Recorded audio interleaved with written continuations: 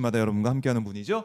신용환 교수님 오셨습니다. 안녕하십니까? 네, 안녕하세요. 반갑습니다. 신용환입니다. 아, 네. 목소리가 돌아오셨어요. 예, 많이 돌아왔습니다. 네.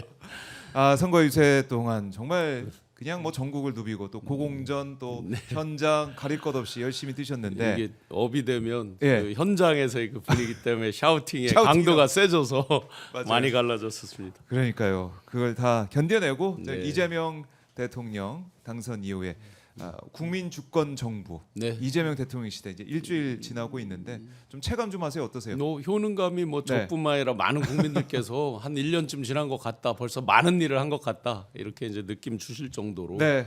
자기 일처럼 다 기뻐하고 자기 일처럼 기뻐하고 또 이제 주권자로서의 그 주권자로서 예. 국민 추천제 추천제. 네네 그런 것들이 이제 진짜 실질적 효능감을 주는 거잖아요. 그러니까요. 뭐 상징적 의미도 있겠지만 함께한다. 정말 생산자가 소비자가 되고 소비자가 생산자가 되고 주권자가 진짜 주권자로서의 네. 지위를 확인하는 이런 아주 좋은 일주일이었습니다.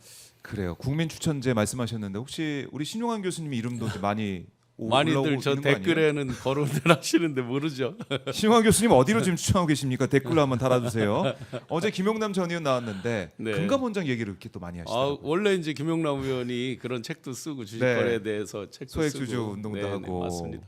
해서 금감원장 얘기를 댓글로 많이 달아주시던데 모르겠습니다. 그런 추천이 어떻게 될지 모르겠고 금감원장을 이제 연속해서 그러면 검사 출신으로 출신? 가느냐 이제 그런 또 문제가 있긴 하겠죠. 이복현 현실적으로는 네네 여러 그래요. 고려가 있을 것 같습니다. 추천은 금감원장이 좀 많이 들어오고 있다라고 하고 있고 신용환 교수님이 어떤 또 추천을 받고 있는지는 이따가 확인을 해보도록 하겠습니다.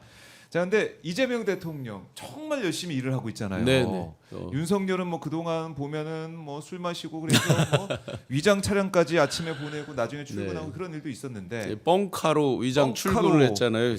이재명 대통령께서 너무 열심히 일을 하시니까 예. 뻥카로 퇴근 차량을 뻥카로 보내야 되는 거 아니냐 이게 술꾼 가고 일꾼 왔다, 알코올릭 가고 워커홀릭 왔다. 네. 그렇게 딱 네. 대꾸가 이루어지네요. 네. 자, 그만큼 이재명 대통령 그냥 뭐 일정을 보면요 정말 여러 일정을 소화하고 있는데 그 중에서도 저희가 어제 또 새벽에 놀랐던 일이 바로 3대 특검 네. 임명을 했습니다. 맞습니다. 원래 제가 민주당 의원들 얘기를 들어보면 한 20일 정도의 추천이 이제 마무리, 그러니까 추천과 임명까지 예. 20일 정도가 돼야 될 것이다. 근데 13일에 마무리가 된 거거든요.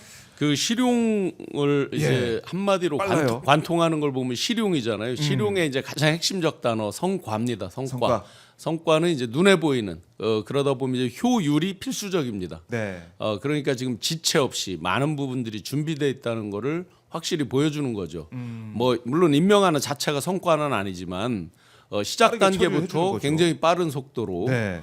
왜냐하면 이제 특검이라는 게 특검만 임명된다고 해서 바로 뭐 내일부터 수사 이게 아니잖아요. 네. 특검 보도 있고 수사관들도 있고 쭉 하다 보면 그렇죠. 빨라봐야 7월 중순 막 이렇게 넘어가는 거잖아요. 네. 날짜 7월. 상당히 준비 기간이 또 필요하고 하기 때문에 네.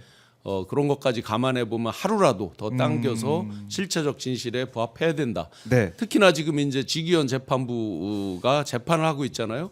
그런데 이 특검 여하에 따라서 그 내용에 따라서는 어떻게 네. 보면 재판을 전면으로 처음부터 다시 해야 되는 그런 현상이 나타날 수 있죠. 그럴 수 있죠. 왜냐하면 팩트 자체가 틀려서 이들이 지금 우리가 12.3 내란이 일어난 지 6개월이 지났지만 네. 국민들이 실체적으로 아는 게 별로 없어요. 생각보다. 가장 핵심으로 우리가 보고 있는 비아폰 서버 그러니까 통신에 대한 기록 그다음에 CCTV 네. 이런 것들이 최근에서야 일부 이제 복원되고 뭐 이런 거잖아요. 그러다 보면 거기에 누가 왔다 갔는지 누구랑 진짜로 저 김건희가 통화를 했는지 이런 것들에 따라서는 네. 전면 재수사, 재기소 이런 것들이 일어나면서 재판에 대한 병합 이런 여러 가지 문제들이 새롭게 대두되겠죠. 그래서 정말 중요하다. 그러니 하루라도 빨리 임명하는 게 중요하다. 그러니까 20일간의 준비 기간이 거치니까 지금 오늘 13일입니다. 13일이니까 7월 초에는 7월 초. 한다. 예, 초. 그 안에 이제 특검보 인사도 있고 뭐 수사관 파견, 검사 파견 다 있습니다. 네, 네. 이제 시작이다라는 생각이 들고 그리고 추천된 인사도 인사지만 3명씩 민주당, 혁신당, 조국혁신당 3명씩 했는데 그 중에 3명을 임명을 했습니다. 네, 네. 봤더니 3대 특검, 새 특검 중에 이 내란 특별검사, 내란 특검법에 대한 특별검사 조은석 네, 전 네. 감사원장 권한대행 그리고 김건희 특검에는 민중기 전 서울중앙지방법원장, 네. 최상병 특검은 이명현 전 국방부 검찰단 고등검찰 부장을 지명을 했습니다. 어떻게 보면 골고루 특징에 맞게 하신 것 같아요. 네. 예를 들어 이명현 씨 같은 경우는 이제 최상병 최해병 건이잖아요. 그렇죠. 하다 보면 이제 군 검찰과 직결되는 거잖아요. 그러니까 군의 검찰 부장 검사 출신인 거죠. 네, 군 검찰의 부장 검사. 네, 조국혁신당 추천이었습니다. 네, 민중기 저 법원장, 서울중앙지법원장 같은 경우는 이제 김건희 특검. 그러면 이제 상대적으로 보면 뇌물이라든지 뭐 이런 것들이 많이 결부돼 있는 거잖아요. 상대적으로. 그렇죠. 형사 재판을 많이 했던 분들이 이제 그 내용을 알 수 있는 거고 가장 하이라이트가 이제 규모도 가장 큰 내란 특검. 네, 그거는 아마 이제 내란 특검. 전체적인 수사를 지휘해 본 경험. 그렇게 보면 서울 고검장을 지낸 분이죠, 조은석. 여러 이제 논란도 일부에서 뭐 제기하고 하던데 전체적인 수사 역량 위주로 보지 않았을까라고 생각을 합니다. 통합적으로 이제 그동안 경찰, 그러니까 국수본, 공수처 등등으로 분산돼 있었던 거잖아요. 네, 이걸 어떻게 보면 이제 통합적으로 다 자료도 받고 해서 통합 관할을 해야 되는 그런 경험이 많은 분. 그렇게 하다 보면 아마 그런 측면에서 조은석 고검장 출신 감사위원 분을 하지 않았을까 생각이 됩니다. 네. 특히 지금 조은석 전 이 감사위원 입장문까지 냈습니다. 뭐라고 했냐면 사초를 쓰는 자세로 세심하게 살펴가며 오로지 수사 논리에 따라 특별 검사의직을 수행하겠다. 굉장히 중요한 말이죠. 사초라는 사초를 거는 쓰는 임금도 자세. 못 건드린 거잖아요. 그렇죠. 사초를 건드렸다 화를 입은 연산군도 있고 막 있잖아요. 네, 앞에 분들이 써놓은 것을 고치지 말라. 함부로 조작할 수 없다. 뭐 이런 거잖아요. 기본적으로. 그러니까 가장 진실에 부합하게 아주 세세하게 진실을 파헤친다. 이런 의미가 숨어 있는 단어잖아요. 사초라는 게 우리 역사 속에 그러네. 사초. 어머니를 어떻게 했던 사람들 걸 다 때려 엎고 사초를 보면 안 되는데 보고 그거를 다 때려 엎고 보면 안 되는데. 처형하고 막 그렇죠. 이런 일들이 있었잖아요. 네. 안 되는 거죠. 가장 실체적 진실에 부합하게 하겠다라는 예. 결연한 의지를 표명한 거라고 보여지고요. 뭐 숫자만 해도 250여 명 이상이 저희가 되는 거잖아요. 실제 네.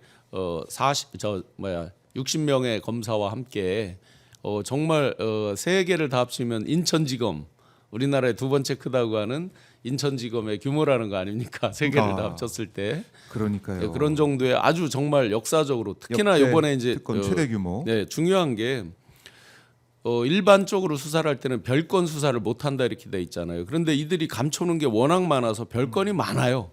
그래서 관련된 분야가 나오면 그것도 수사를 할 수 있게 해놨잖아요. 수사다가 인지되면 굉장히 의미가 큰 거죠.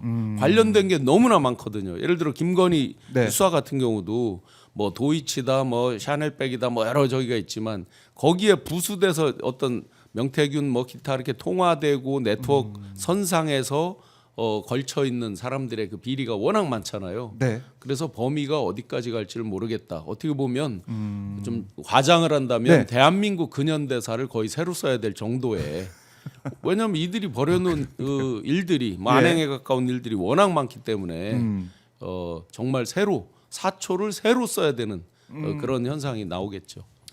그 마음가짐으로 정말 최선을 다하겠다. 내란 특검 같은 경우는 당장 안가 CCTV 같은 경우에 그동안 뭐가 누가 왔다 갔다 했는지 아직까지 오픈된 게 없잖아요. 실체적으로. 만약에 전혀 그동안 뉴스에 등장하지 않았던 인물들이 왔다 갔다 했다라고 한다면 어떻게 될까요? 그래서 일각에서는 뭐 이걸 통해서 뭐 자기들을 탄압을 하니 뭐니 이제 국힘에서 얘기를 하잖아요. 네. 아마도 객관적 증거가 나왔을 때 단 한마디도 못할 경우가 생길 겁니다. 객관적 증거로 누구랑 통화했지, 예. 누구 거기 왔다 갔지 하는 것들이 매일매일 나왔을 때 과연 뭐라고 그걸 변명을 하겠습니까? 그런 게 많이 사실 이 조은석 특검 같은 경우는 어떻게 보면은 이 감사원에서 이 최재 원장, 유병호 뭐 사무총장과 정면 대립하는 모습도 보였고 네. 여러 가지로 이 윤석열 정권과 대립각을 세웠던 인물이기도 해요. 그러니까 맨 처음에 많은 이제 네티즌이나 유튜버 네. 분들이 이제 지적하기를 최재 씨가 추천을 해서 임명을 했다. 그걸 가지고 이제 많이 비판들을 하시죠.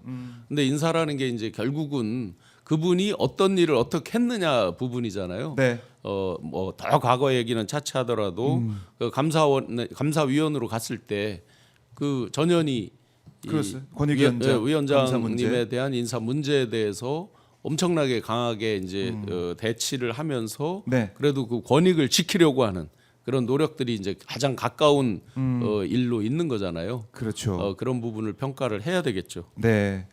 그래서 보여왔던 우리가 어떤 행동했는지 다 파악할 수가 있으니까 네네. 그런 것들도 평가를 받고 있다 이렇게 생각이 들고 뭐 이런 이과거에 수사 내용도 있습니다. 한동훈 이 장인을 구속했던 네.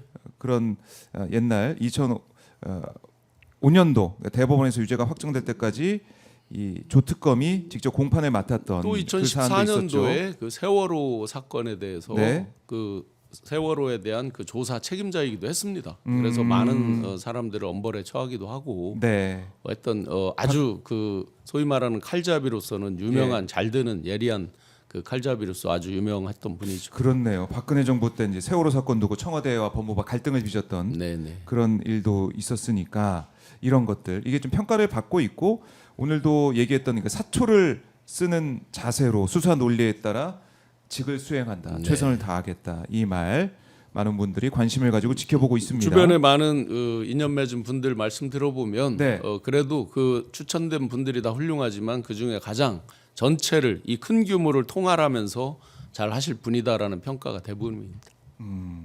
알겠습니다. 그리고 지금 보니까 속보를 보니까